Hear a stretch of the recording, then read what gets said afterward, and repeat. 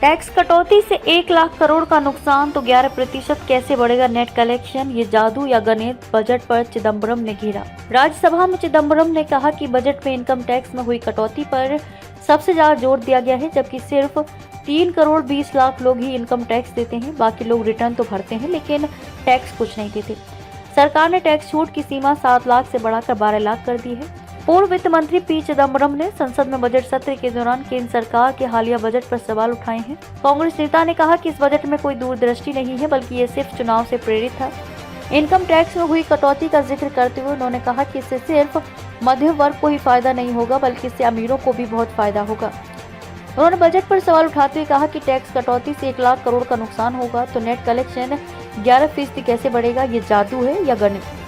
चिदम्बरम ने राज्यसभा में कहा कि बजट में इनकम टैक्स में हुई कटौती पर सबसे ज्यादा जोर दिया गया है, जबकि सिर्फ 3 करोड़ 20 लाख लोग ही इनकम टैक्स देते हैं।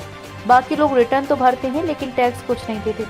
सरकार ने टैक्स छूट की सीमा 7 लाख से बढ़ाकर 12 लाख कर दी है। चिदम्बरम ने कहा कि मेरा अनुमान है कि इससे 80 से 85 लाख लोग टैक्स के दायरे से बाहर हो जाएंगे और करीब 2.5 करोड़ लोगों को फायदा होगा। उन्होंने कहा कि इस फायदे में सिर्फ मध्य वर्ग ही नहीं बल्कि अमीर लोग भी शामिल हैं। उन्होंने कहा कि इन 2.5 करोड़ लोगों में न केवल मध्यम वर्ग शामिल है, जिसकी वित्त मंत्री ने पूरे उत्साह से वकालत की थी, बल्कि इसमें 2,27,315 ऐसे व्यक्ति भी शामिल हैं जिन्होंने 1 करोड़ से अधिक का रिटर्न भरा है। इसमें 100 करोड़ से अधिक का रिटर्न भरने वाले 262 व्यक्ति और 500 करोड़ से अधिक का रिटर्न भरने वाले 23 व्यक्ति शामिल हैं। उन्होंने जोर देकर कहा कि इससे सिर्फ मिडिल क्लास को ही फायदा नहीं होगा, बल्कि इससे अमीर लोगों को भी राहत मिलेगी।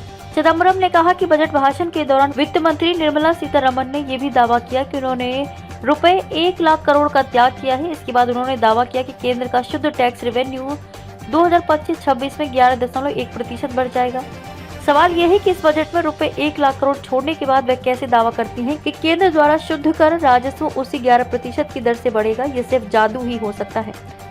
इस दौरान चिदम्बरम ने कहा कि वित्त मंत्री को मेरी विनम्र सलाह है कि विकास के केवल एक इंजन पर निर्भर न रहे। निर्यात और पूंजीगत व्यय जैसे कि अन्य इंजन भी है जिन्हें बढ़ाया जाना चाहिए। पूर्व वित्त मंत्री ने सरकारी आंकड़ों का हवाला देते हुए कहा कि 2012 से 2024 के बीच खाने पीने की चीजों की महंगाई 6.18%, शिक्षा की महंगाई 11% और स्वास्थ्य सेवाओं की महंगाई 14% रही। उन्होंने कहा इसने भारतीय परिवारों को अपंग बना दिया है। घरेलू बचत 25.2% से गिरकर 18.4% हो गई है। उन्होंने मनरेगा और अन्य योजनाओं का पैसा न बढ़ाने पर भी केंद्र सरकार को घेरा।